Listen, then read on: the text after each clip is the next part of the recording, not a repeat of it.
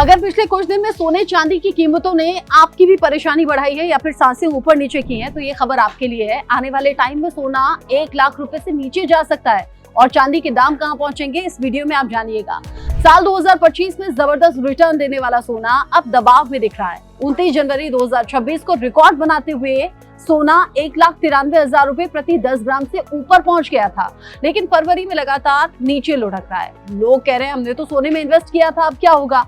मंगलवार 17 फरवरी को MCX पर सोना 1,56,200 रुपए प्रति 10 ग्राम पर जाकर बंद हुआ, यानी अपने ऑल टाइम हाई से करीब 41,852 रुपए नीचे अब सोना आ चुका है।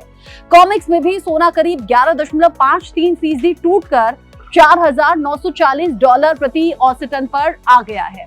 ऐसे में अब सवाल अलग अलग तरीके से उठ रहे हैं, क्या सोना 1 लाख रुपए से नीचे आ सकता है? हालांकि इस पर एक्सपर्ट्स की अलग अलग सी राय है। उनकी राय क्या है ये भी मैं आपको बताऊंगी। और अगर आपने सोने में इन्वेस्ट कर लिया है तो आपके लिए ये कैसे संकेत हैं, क्योंकि सोना लगातार नीचे जा रहा है, कीमतें लुढ़की हैं।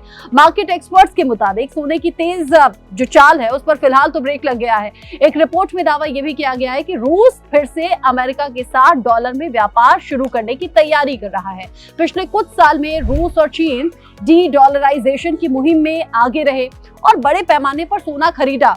ये भी एक बड़ा रीजन रहा कि सोने के दाम बढ़े। लेकिन अब खबर ऐसी है कि रूस 7 अहम सेक्टर्स में अमेरिका से आर्थिक साझेदारी चाहता है, क्योंकि वो जानता है कि अमेरिका से साझेदारी करेगा तो इन फ्यूचर उसके लिए भी बेहतर चांसेस हैं, अच्छी अपॉर्चुनिटीज आगे बढ़ेंगी, जिसमें डॉलर आधारित भुगतान प्रणाली में वापसी भी शामिल हो सकती है।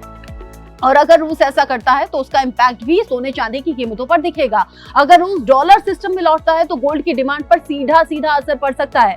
वहीं कुछ एक्सपर्ट्स का ये कहना है कि डोनाल्ड ट्रंप की वापसी और टैरिफ नीतियों के चलते कई देशों ने डॉलर की बजाय सोना खरीदना शुरू किया था। उन्हें लग रहा था कि ये सेफ इन्वेस्टमेंट है, तो वहां पर सोना खरीदकर अपने पैसे को इन्वेस्ट कर लिया जाए। ब्रिक्स देशों के बैंक वैश्विक गोल्ड रिजर्व में मजबूत हिस्सेदारी चाहते हैं, लेकिन अगर रूस डॉलर में लौटता है तो न सिर्फ सोने की खरीद रुक सकती है, बल्कि जमा किया गया सोना बाजार में बिक भी सकता है।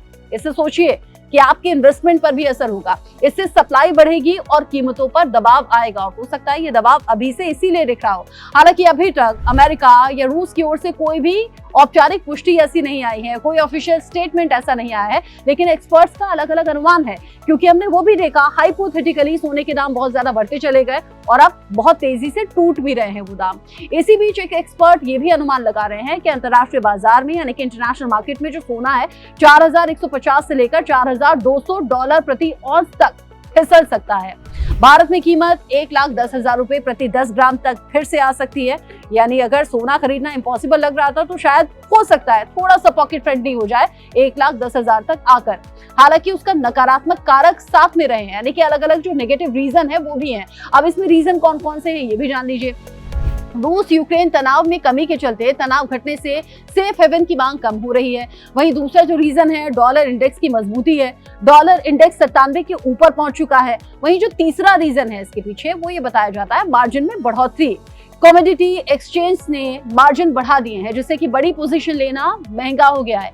तो ये अलग अलग से रीजन है जिनकी इंटरनेशनल मार्केट में भी चर्चा है और जो एक्सपर्ट भी इस पर अपना एनालाइज करके अपना विवरण हमारे साथ में शेयर करते रहे हैं। 2 साल की तेजी के बाद गोल्ड में करेक्शन का दौर शुरू हो चुका है।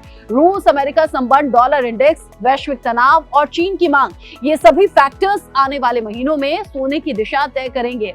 अब देखना ये होगा कि ये गिरावट अस्थायी है या फिर लंबी मंदी की शुरुआत, मतलब रिसेशन की तरफ तो कहीं मार्केट नहीं जा रहा और इंटरनेशनली हम रिसेशन की तरफ तो आगे नहीं जा रहे।